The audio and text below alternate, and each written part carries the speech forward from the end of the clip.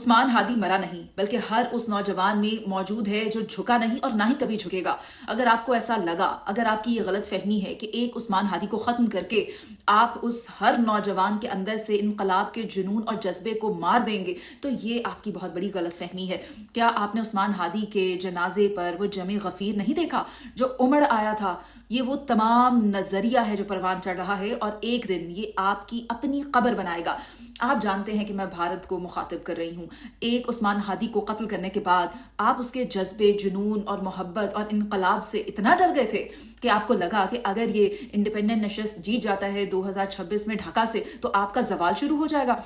یہی سوچ آپ کو اس نہج پر لے آئی کہ آپ اس کی جان لے لیں گے، تو یہ آپ کی بڑی غلط فہمی ہے، کیونکہ اب یہیں سے ایک نیا انقلاب جنم لے گا۔ آپ کو لگا کہ اکھنڈ بھارت میں آپ بنگلہ دیش کو شامل کر لیں گے، تو یہ آپ کی بہت بڑی غلط فہمی ہے۔ آپ نے پاکستان کو شامل کرنے کی کوشش کی تھی اور مئی کے مہینے میں آپ نے دیکھا کہ پاکستان نے آپ کو کس طرح ناکن چنے چبائے، اور ابھی آپ یہ سمجھ بیٹھے ہیں اگر کہ آپ ڈھاکہ میں اپنے عزائم پورے کر لیں گے، تو یہ آپ مت بھولیے گا کہ ڈھاکہ پہلے ایسٹ پاکستان تھا۔ پاکستان کے ساتھ بنگلہ دیش کے جو رابطے ہیں، جو مقاصد ہیں، جو پیکٹس ہیں، خواہ وہ دفاعی ہوں، معاشی ہوں، یہ اتنے اسٹرانگ ہیں کہ آپ کا جو نظریہ ہے بھارت کا وہ انتہائی کمزور ہے۔ شریف عثمان ہادی کی اگر میں بات کروں تو وہ ایک سیاسی کارکن، ایک شاعر، ایک استاد اور ایک رہنما کے طور پر ابھر کر سامنے آئے تھے، جنہیں عام طور پر آپ عثمان ہادی کے نام سے جانتے ہیں، اور انقلاب منشا کو بھی آپ جانتے ہیں جو کہ ان کا پلیٹ فارم تھا، which was student led plate form,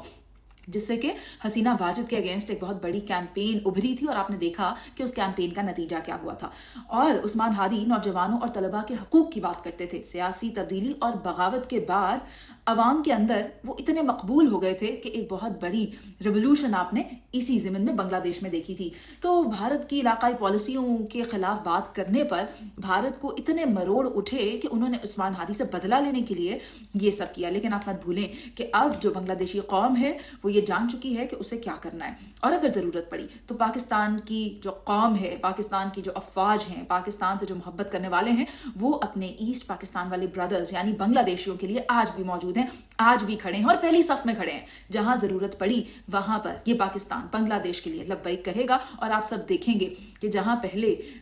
رافیلز کی قبریں بنائی تھی نا، اب وہاں کیا ان کی پوری جو فلیٹ ہے اس کو گاڑ کے رکھ دیں گے۔ یہ ان کی غلط فہمی ہے کہ ایک عثمان ہادی کو ختم کرنے سے پوری انقلاب کی آواز دب جائے گی، یہ ہونے نہیں والا۔ ایسٹ پاکستان، بنگلہ دیش اپنے حقوق جانتا ہے، اپنے نظریے پر کھڑا ہے، اور پاکستان بھی کھڑا ہے۔ جو بیچ میں کھڑا ہے نا، وہ کہیں کا بھی نہیں ہے۔